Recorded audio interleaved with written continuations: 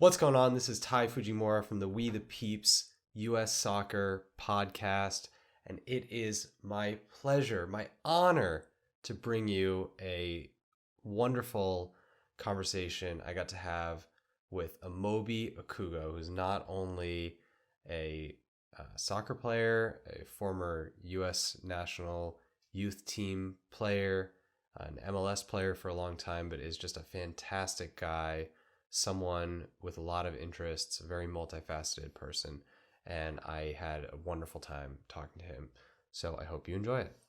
It's we the people.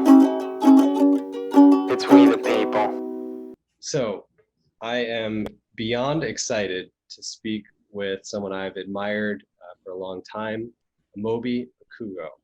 And this is a man who is an entrepreneur, investor, a philanthropist, a commentator, and a fellow podcaster.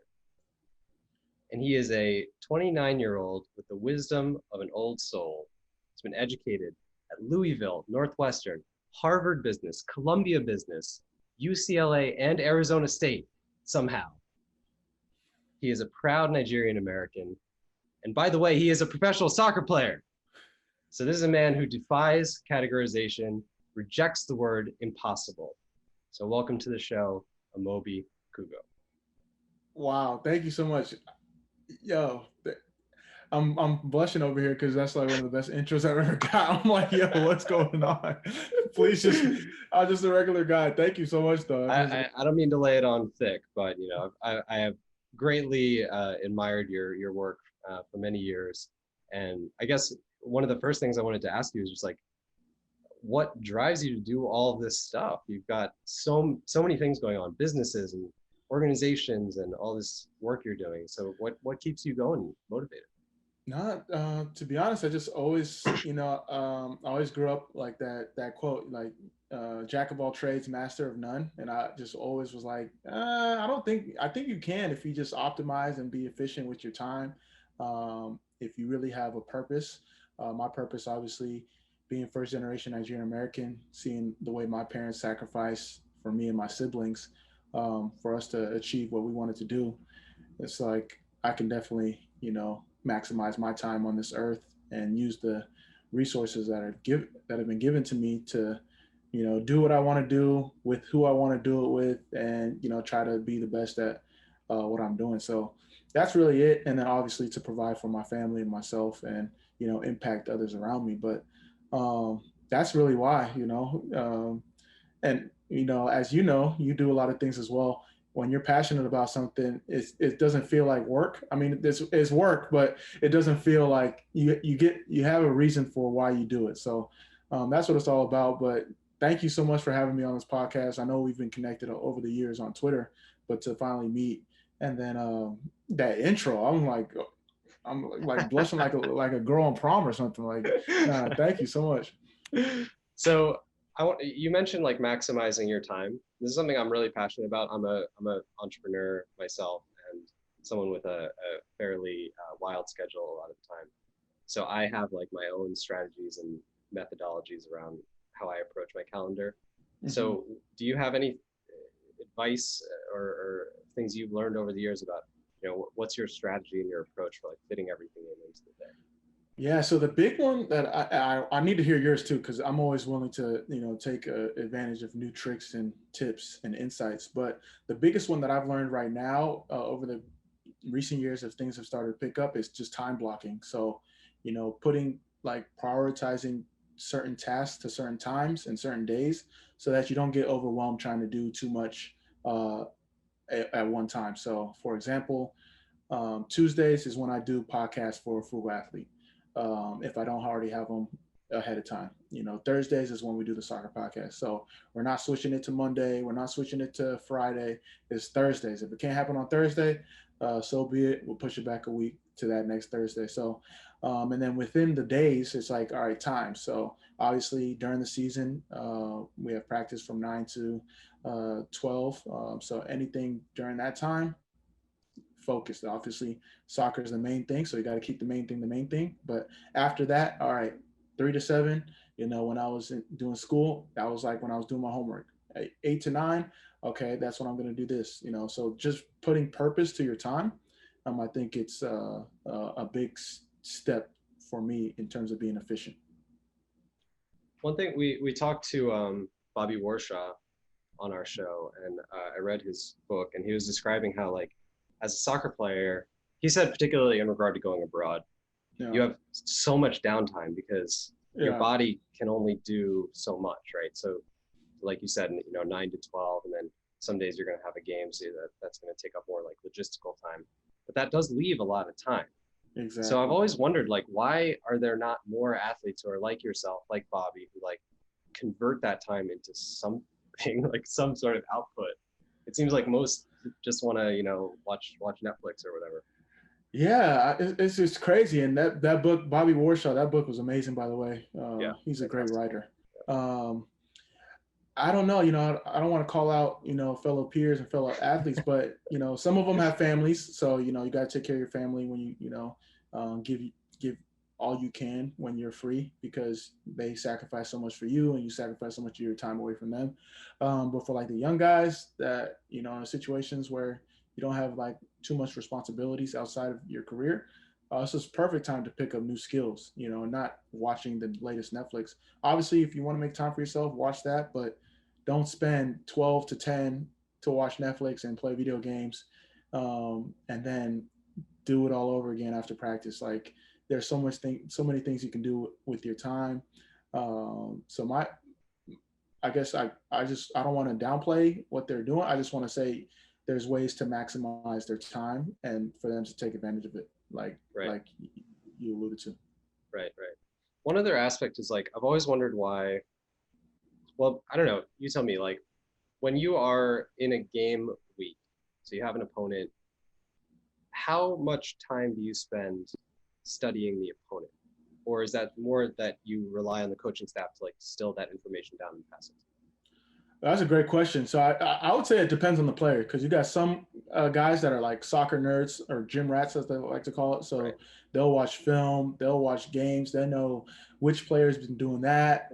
And that's without the coaches doing like the scouting reports and the film reviews on a week-to-week basis. Then you got some guys that will just, that we know that the coach is going to do it. We're going to just watch the film, see what they say. And then you got some guys that, they just have a natural feel. They've played against some of the guys. They play games. They're veterans, so they don't really like, all right, we know how this team plays. We know how that team plays. I know that guy. I've played against him for like the last 3 years. I don't need to do the film. And then you got guys that don't even like watching film. They don't pay attention to the film, because it's like, I don't want any of that to distract how I perform on the field. Because if you're worried about this guy does this in film, this guy does this in film, and in the game they do something else, you're so prone to, so people just like, I'm going to play the game and fill it out from there. So I would say you just have to have a healthy balance. So, I'm kind of like a soccer nerd in the sense of, like, I'll have my phone watching the game, the iPad, the computer, and one on the TV. So I'm like watching all these games. I know the whole rosters and stuff like that. But when it comes to film, I'm not like the biggest fan.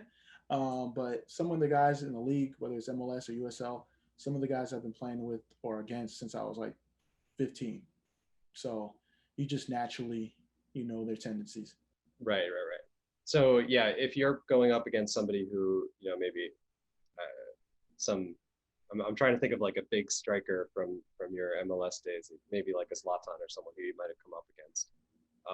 How much are you going to prepare for that specific assignment? That's a great question. I would say, so I'll give an example, because I played against Zlatan once, but it wasn't MLS. But I'll give an example. So like for a guy like Dom Dwyer or like Quincy or Wando, guys that I know, I'm not going to watch film on them. Not to say that they're not good players or anything like that, because they're good. But I just know their style and I'm comfortable with it. But a guy like DeVayo, nah, like that whole week I'm preparing, because this guy is the type of guy that's staying off sides the whole game, especially when I'm playing center back. He stays off sides the whole game, and then next thing you know, he makes a run. He's somehow onside. So I'm watching film on him, like trying to like read his runs, trying to figure out his movements, different things like that. Whereas like Quincy or Dom or Wando, Wando, he's sneaky. So you always just know, like, always be aware of where he's at. He's not a guy that's going to be offsides and make the runs, but when he's in the box, just always make sure you got an eye on him. So I don't really need film for that. Dom, he's always going to get a goal if you just don't, if you give him too much space in the box, or if you give him too much time to get on his left.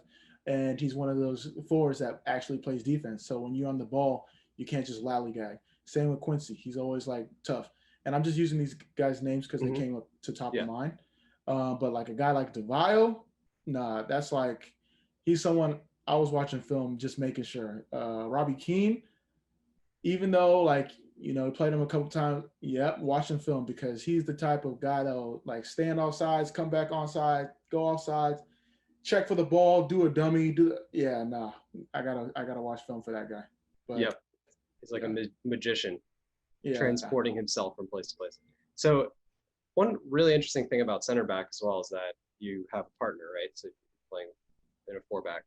So how do you manage that? It's like one of the few positions on the field where you really have to be melded with someone else's mind to not miss these assignments, these different pieces of the plan.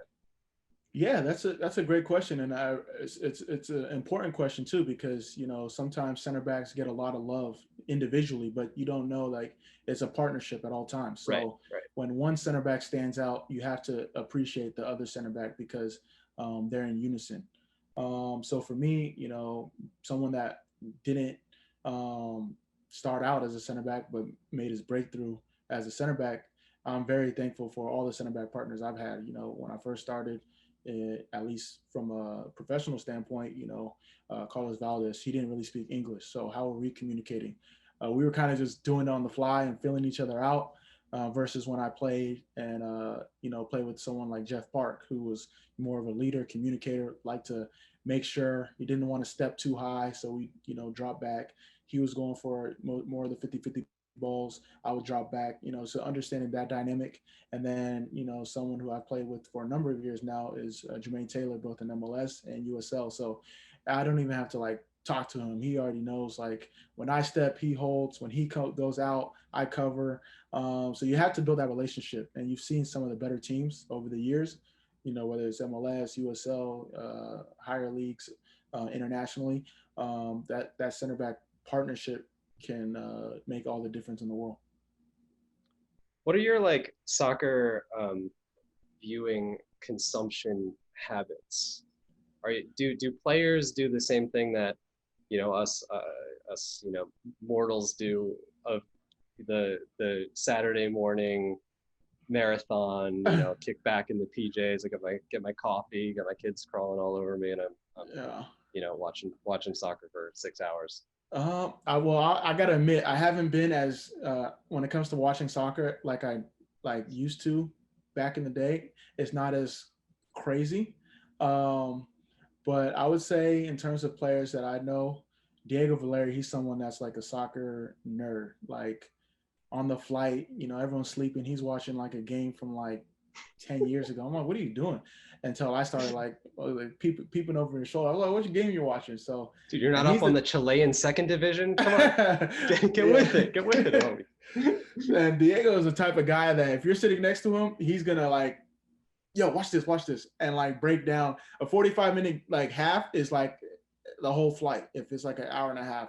Right. Because he's like stopping, he's like, yo, you see that? Like, oh, this is amazing. So Diego Valeri is someone that's like, if you had to rank someone like top 5 of like soccer watchers, nerds. Who do you think is like underappreciated MLS player who MLS guy right now? Well, even USL, anybody who's playing over here in the States who firsthand is like, this dude has a huge impact on games. People don't give him credit. Oh, damn, this is good. Obviously Farrell. He's not like the sexy pick, but he gets the job done. Scotty Caldwell, just a facilitator. Makes the right pass, picks out his moments. He's not gonna stuff the stat sheet in terms of like all the things that you like from D mids, but when you're in the game, like you never find a way to get close to him. because he's always in a good position. And when you do get close to him, the ball's already off of his feet. So that's another guy. Who else? Who's New England playing now? They're playing Columbus. I feel like all of New England you could just lump in. Yeah, you can just go back that whole thing. Columbus, obviously Nagby. I still think Nagby's underrated. Everyone talks about him, but best touch in he just American never loses soccer, the ball. IMO. Yeah. Yeah. So like whenever I have the opportunity to play with him, that's someone you just play under pressure and just it's like a blessing and a curse, because like you could jam it to him and he's gonna handle it and get out of pressure. But sometimes it's like you're just like watching what he's gonna do instead of like making a movement for him. But he's a guy. Exactly. And then you got on the Seattle. I mean, Shane O'Neal's doing really well this year, but I'm someone that's like over the past couple of years. Obviously, you got the national team guys rolled in and Jordan that are doing well. And then Minnesota. Oh, Minnesota. I mean, they've done a good job. Kevin Molino, obviously, he's doing well. He's been able to bounce back from injuries. But Chase Gasper, I'm forgetting his name. The other young guy that came from Oregon State. I'm forgetting as well. Nicholas. Sorry.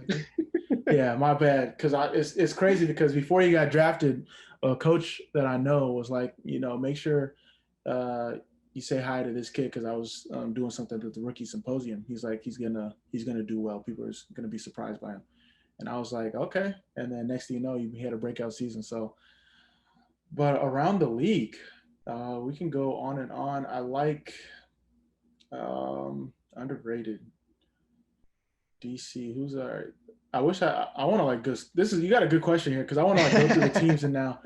Well, we can always come back if you think of somebody. But one other thing like related to that is like, you have like FIFA for one, or Who Scored, or like these other platforms that like in some way try to quantify the level of quality of a soccer player. Yeah. As a soccer player, how do you feel about that like distillation of skills and like this player's a silver, this player's a gold, like how does that affect you, or what's your my opinion is it's the best and worst thing that's happened to soccer, because now obviously you need analytics, but I feel like certain I don't want to say coaches in general, but coaches, data analysis, GMs will use it to their benefit, and then when it goes against them, they'll use it for their downfall. And then from a player perspective, it doesn't capture everything.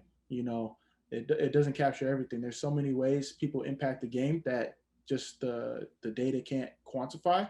And I feel like people will use it as an excuse when it doesn't suit them. So, for example, the heart rate monitors. So you got the coaches. Yeah, coaches love using the heart rate monitors to say someone's not working hard in practice when maybe they are working hard. You just got to watch them.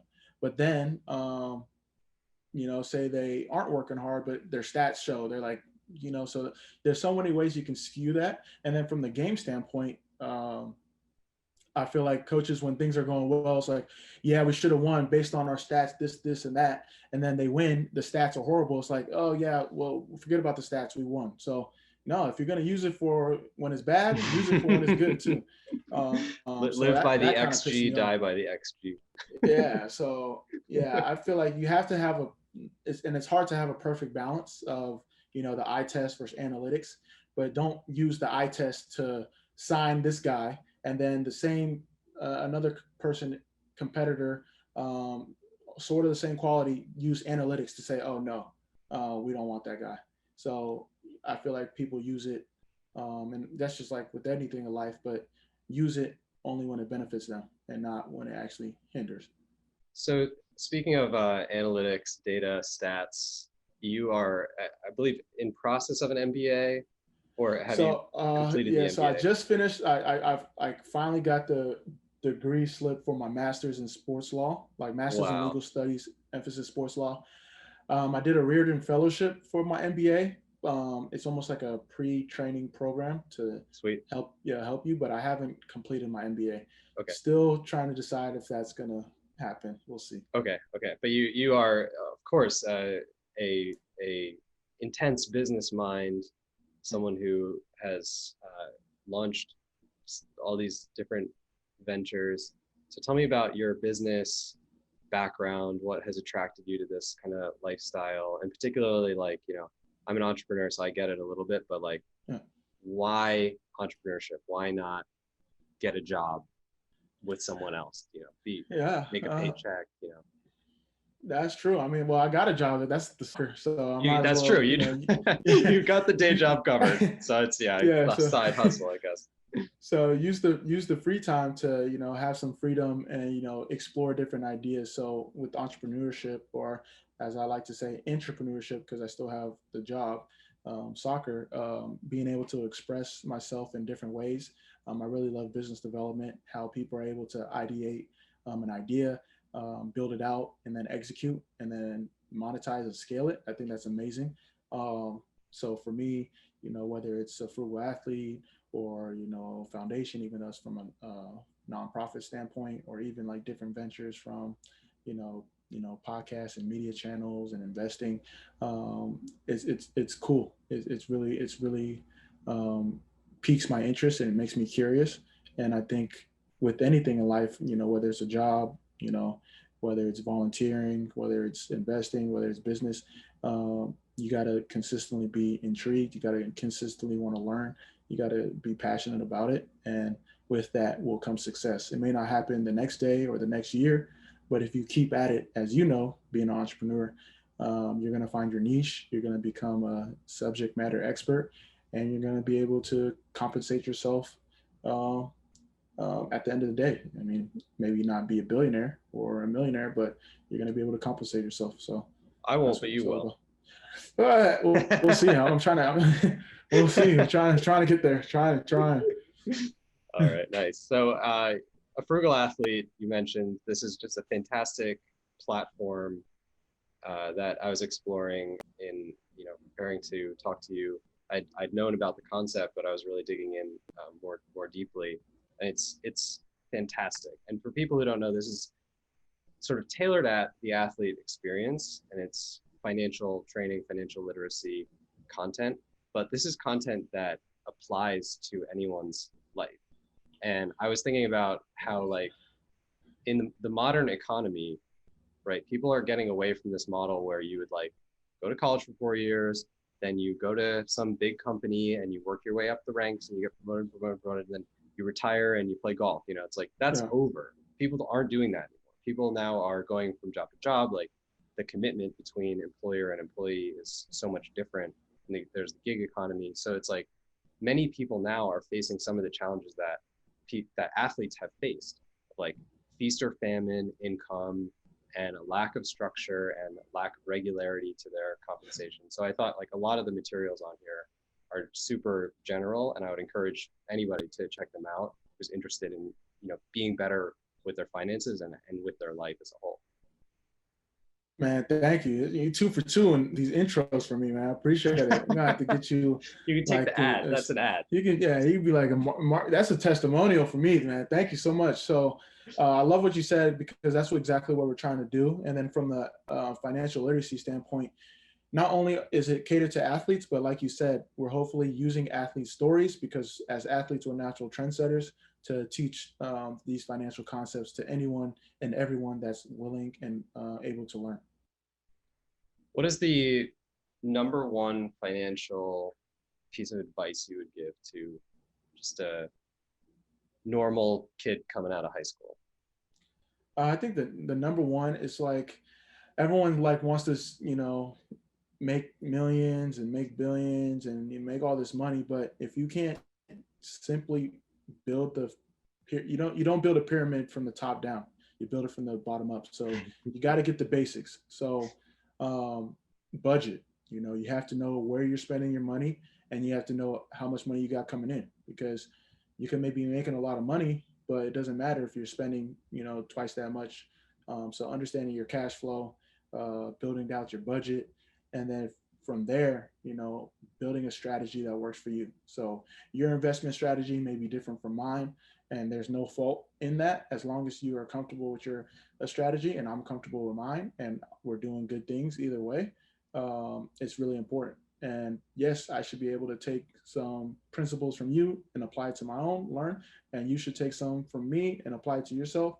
But it has to stick within our strategy, and it has to stick within our mantra, and it has to be, positive. It has to have a positive effect.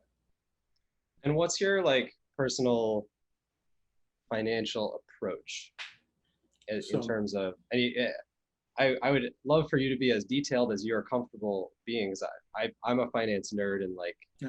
it's actually like really exciting for me to hear like how other people handle this stuff. But do you have do you use what's called Mint or one of the other apps to track your spending? Are you on like Robinhood, Betterment, those platforms doing for your investing? How do you manage your real estate? Like, how frequently are you checking balances and keeping an eye on things? How do you apportion your income? Like all those like nitty gritty things. I'm so curious to hear what your No, approach is. perfect. So I'll try to keep it short. But so I have a Mint account. I'm probably, as I head into 2021, I might switch apps just to cater um, my um, overall portfolio better. I think there may be a better app for that. If Mint is listening, if they want to talk to me, let Yeah, them know. maybe But personal capital I've heard is good for like that's if you have like a exactly. bunch of different stuff going on. Exactly. So that I heard that as well, and I heard YNAB is as well. So I'm trying to, Yes, I'm a wine nabber. yeah, it's a tryout season, like just like Yeah, soccer. We get absolutely, so absolutely. you got Tryouts. That's right. yes. So from a standpoint of simple budgeting, doing that, and then I have like I'm still paper pen, so I'll like write it out, and then at least have a month to month outline of what it looks like, then transfer it to Mint, make sure it matches. And then I'm actually going to start doing Excel as well, just like an Excel spreadsheet. Um, so that's like just basic income expenses, cash flow, understanding that. Then from an investment standpoint, I do have a Robinhood account. That's more for like speculation. And then I have an actual like account where, um, more closer to my investment strategy, a lot larger investment portfolio. And that 401k, got to maximize your retirement. So got a 401k. Besides that, some investments, but when it comes to like stocks and bonds and mutual funds, ETFs, I try to stick to stuff I know, blue chip stocks, dividend paying stocks, nothing out the ordinary. Stick to things that I have used or am using. So, for example, I had no idea about Slack before 2020, but because I needed to use it for an internship I was doing, I applied it to A Frugal Athlete with our interns, and I was like, "Yo, this company's this stuff is cool." And then I was like, "All right, let me see." I thought like on the public market, so I looked at it. It was a good price. I got in. So you made a I lot of didn't money yesterday. yeah, I Day didn't before, yeah. put the house on it, but I put some in it, and that was on my speculative stock because Right, I didn't. right. And then yeah, they just got bought for 27 billion by Salesforce, and I'm not gonna break the bank from my stock investment, but made some good gains, and keep going. So when you have a stock that or a company that you like and use, it could be Starbucks, it could be you go to gas, you go to Exxon. Obviously, people think oil's going away, but things that you use, things that things that you think other people use, that's probably a good philosophy. Right. Disclaimer: I'm not giving you any financial advice. So anyone listening, Yeah, sorry, I should have said that too. no, it's good. So we don't get sued, but I'm just making Yeah, sure. nobody put us on the hook and owes us a bunch of money. It's like he told me to go get Slack. No, I did not say that. And then so from like outside alternative investments, I'll do some startups here and there, angel, pre-seed, uh, funds, syndicates, and stuff like that. If it's right, definitely got to check the deal flow. You got to have a deal flow process.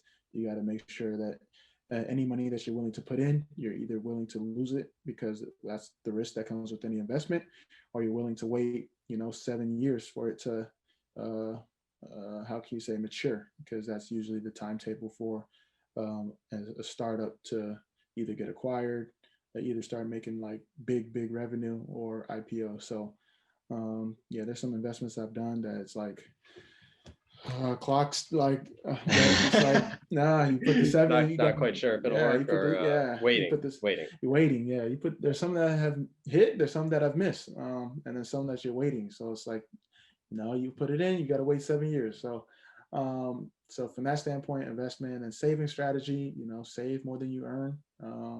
If you get a nice little paycheck, put away the percentage. What are some other questions that you asked within that? Well, I'm wondering about also with your with real estate.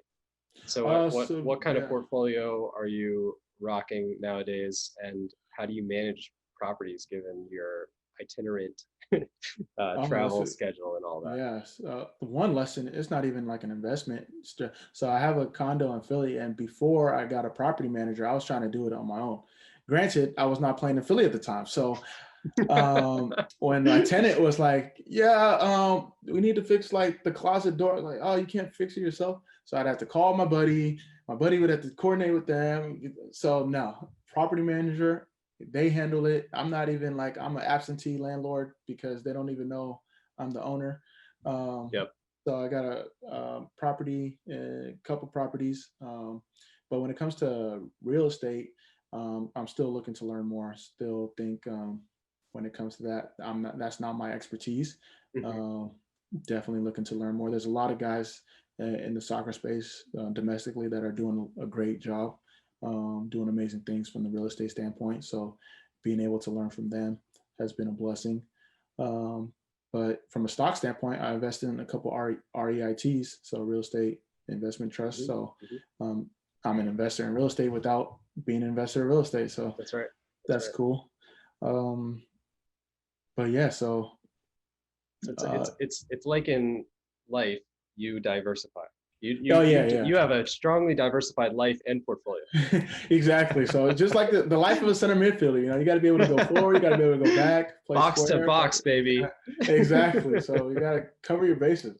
I love it. So tell me, you mentioned like people in in soccer who are savvy about this stuff, and I was wondering, like, I feel like in the last 10, 15 years, as there's been this shift to identify the mistakes of a lot of professional athletes, there have been these new training programs. Like I know at the very least in the NFL, all the rookies go through a round of coursework, and I think similar things happen in MLS and other leagues as well.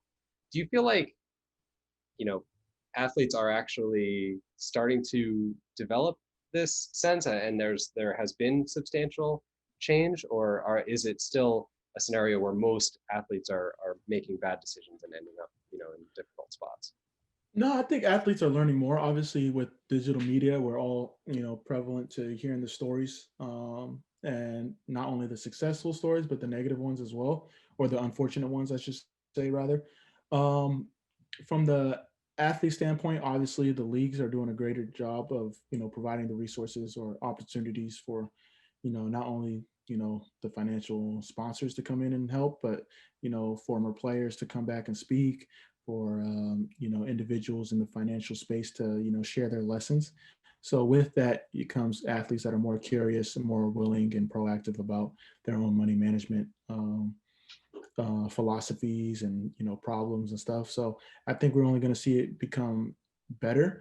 But it's so hard to tell a young athlete that's finally making money on their own to right away be like, this is what you need to do. I feel like with anything, you got to have, you got to let them touch the hot stove, but within reason. So let them make the mistakes, but nothing that's going to set them back for years to come. Because I feel like every athlete needs to go to that phase where, okay, they're feeling themselves a little bit, they want to buy, a couple, go out, nice dinners, go out a little bit, buy some luxury stuff. But then there's always that aha moment where it's like, you know what, all that stuff that I bought, I don't really need. But you want to keep that moment within reason. So instead of having it drawn out for however many years or let them spend, but not spend tremendously. Right. And then, so I think it's changing the behavior around finance and understanding that all those things that you buy, all those strategies that you thought were cool, no, you want to live like a prince forever than a king for a few short years. So, uh, yeah, Very good. I love that yeah, analogy. And I remember hearing, I think it was John Sally. He was talking about how like in the NBA there used to be this tradition that it's just a typical behavior that like after an away game everybody goes out to eat, right? And yeah, so you'd have guys making millions, yeah. and then you have the rookie, and it's like, oh, where are we going? We're going to this great steakhouse. We're going to this fancy club or whatever.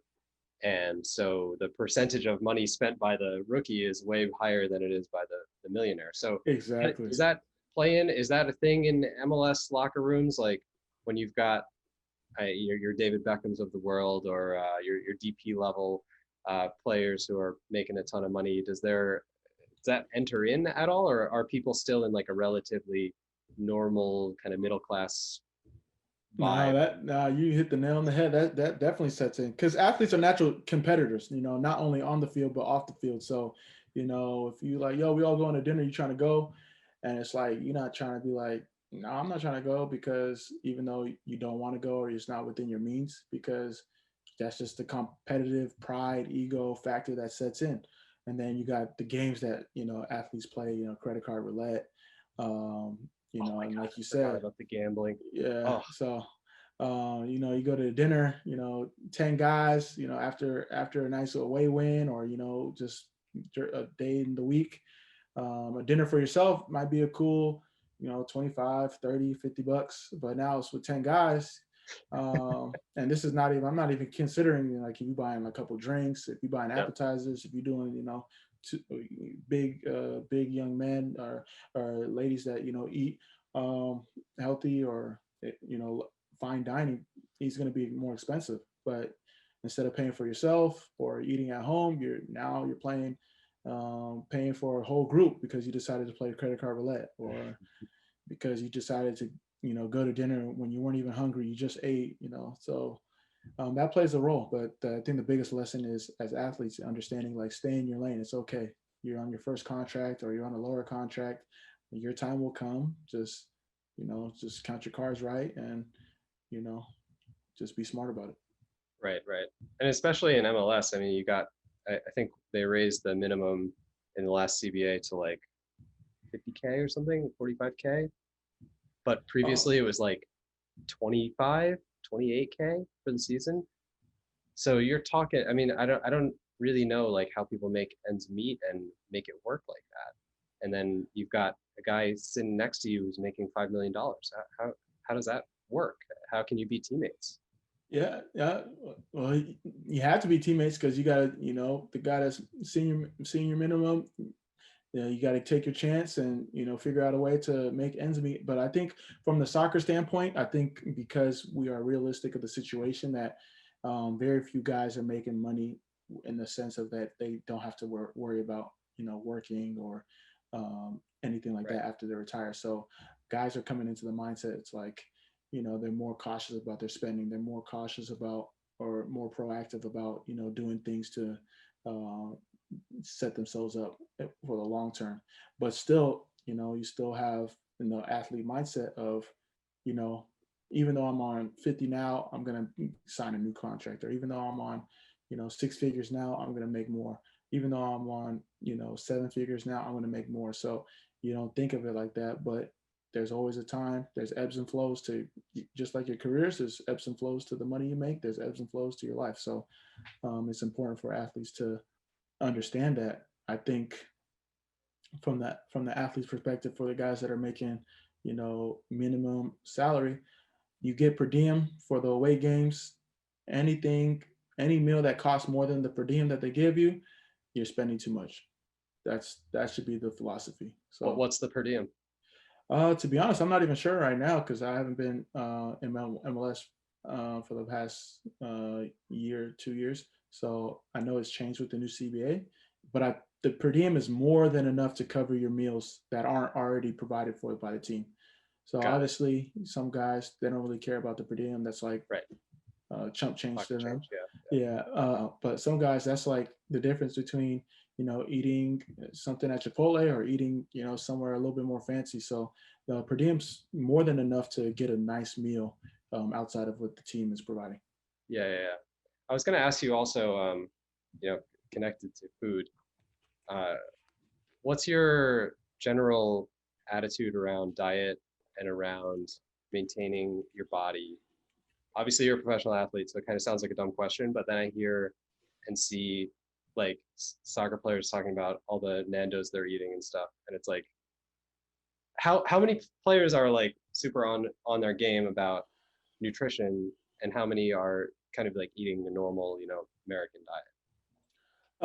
I would say you got a good healthy mixture. Got some guys that are doing plant based. You got some guys doing vegan. You got some guys vegetarian. You got pescatarians. You got guys that can eat whatever. Their metabolism just is so crazy that it doesn't affect them. But with anything, as athletes, we're machines. I hate to say it, but we're like a car. You don't want to put bad gas in a car. It's not going to run well. So as athletes, we know how our body works.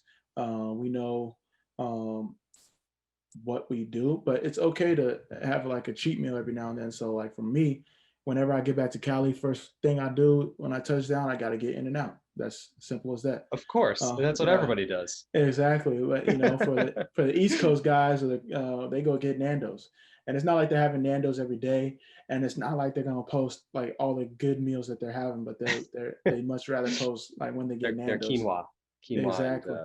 yeah, So, and chicken they breast. can run it off. So that's the thing. It's like we work out every day, sometimes twice a day. Then games, Saturday after Saturday game, Sunday break. So we might want to go get Chick-fil-A. We might want to go get In and Out. We might want to go get Nando's. But we got Monday through Friday to burn it off for the next game. But obviously, everything in moderation. It's better to put good gas in your car and have a strong diet. What's your stance on alcohol as well? My stance on Your alcohol: don't drink it unless you're 21. That's we'll start there. that's the We'll start start. there. Don't drink That's and your drive. UCLA era stance. Yeah. Yeah, don't drink and drive. I think people like to have like a nice wine cap or a nightcap. I know a lot of wine connoisseurs. A lot of guys that like to have a nice like drink, whiskey or something. But like I said, everything in moderation. After a nice win, it's cool to go out with the boys, but obviously remember you're a role model. You're a public figure, so what you do. Obviously, this is post COVID or pre Right, COVID, of course. Yeah, of course. unless people breaking the rules, but I don't think anyone's doing that. Uh, what you do in public, especially depending on where you're playing, people can take note of that. So I think everything in moderation. If you want to have a nice drink, do that, but don't go overboard because, like I you guess said, I say your stance, but I'm wondering also just about your personal approach, and I guess like the deeper question is like there's all these things in life that civilians do regularly and access yeah. that in some ways athletes have to reject or be additionally cautious of, and to what degree do you adhere to that versus just life is short. Oh, yeah, that's a good question. I mean, yeah, we're not going to be, it'd be cool to have like a beer every day or like, I'm not really a beer guy. I'm more like a cider. If I do drink, um, I think guys, players do it, but they don't, it's not like excessive, whether it's like maybe after a game, they want to, put their feet up and relax Right. or even go out, for a couple drinks. Cool. Um, but don't do it excessively, I guess. And if it's excessive, then you start to notice. Yeah, I it'll mean, definitely yeah, affect your play on the field. yeah, It'll yeah, affect you during the week. I know there's been situations in the past where players have been affected by it. of So course, of course, yeah, um, yeah. It's funny, like I notice in myself, you're about to turn 30, so you get to discover all these fun things about being over 30. But I'm 32, and as I got into my 30s, I was like, shit, I can't do like I can't have 2 beers and then like wake up in the morning and be good to go and do my normal day. And do all the work Yeah. that I need to do. So it's That's really so has crazy changed. you say that. That's so crazy you say that because I was telling my mom, I was like, damn, Thanksgiving, did you make like this food extra? I was like, because usually I'm having like 4 plates. This year I had only 2 plates, and I was like, oh my It's goodness. beginning, Amobi. I was like, Beginning. let me make sure. And I made sure I worked out that morning too. I was like, all right, let me buckle up because I need. Well, it just meant more leftovers, so it's all good. What's your philosophy on aging and getting older? Obviously you have, I think you're in a unique position because you've defined yourself equally, if not more so, with things you do outside of soccer than with soccer itself. So I think it's perhaps less of like a soul searching moment for you as it is for some athletes. But like, what's that experience like? Looking at you're in the end portion of your career. You're no longer thinking about that burst of trajectory that you have when you're a 17-year-old, 18-year-old. Yeah, it's a blessing to have made it this far. First and foremost, not many guys, Yeah, from and a a huge personal accomplishment, standpoint, by the way. can say they played, more than or more than 100+ games, all that stuff, over the course of how many years. But it just goes by so quick. Like I remember yesterday, like for rookie year preseason, and it's like now you hear guys coming in like asking questions of like, yo, how do you do this? It's like, wait, Wait a why are second. you asking that? Yeah. And Hold it's on, like, hold on. wow, you got your whole career. It's like, yo, coach is not playing me. Like, what should I do? I have to talk to my agent. I'm like, how old are you? Oh, you good. Like, nah, you fine. Don't even trip. But as athletes, we're just naturally greedy. We want everything now. And your career can change in 1 year, one game, one goal, one, and so it just happens so quickly. You just got to take every moment as like as a blessing and just be grateful because it goes by quick, but there's so many blessings that come from it. Not only the relationships, the ability to embrace different cultures from a soccer standpoint, Yeah. the fans, it's just a blessing. So as I've been getting older, as the career winds down, it's cool. It's cool to see like the young guys, try to take your spot, or take your spot depending on the talent, and keeping up with them. I'm still pretty fit, so it's Oh good. yeah. But You're prime still. yeah. So I'm good, but it's just like, damn. So this is how so and so felt when I was 18 and I was trying to like come after a spot. That's right. That's right. That's right. Or this is how so and so felt, and I'm like, oh wow. So now I see how they're thinking from their point of view. Yeah. It gives you perspective. That's Yeah. for Yeah. sure. Yeah. I have an employee who is 10 years younger than me, or 12 years younger than me. I'm like, holy shit, how did this happen? Like I'm so used to being like the kid, like, Yeah. punching above his weight in the meetings and stuff. And I'm like, I'm not that anymore. Like I'm Yeah. a middle-aged suburban father. Life Oh, comes at you fast. life comes at you fast, boy, for real. So Amobi, I'm just beyond grateful. This is a fantastic conversation, and I'm really grateful for your time. I wanted to give you a chance to talk about your foundation, which we didn't really talk too much about, and kind of promote anything else that you might want people to check out, or where they can follow you and so on online.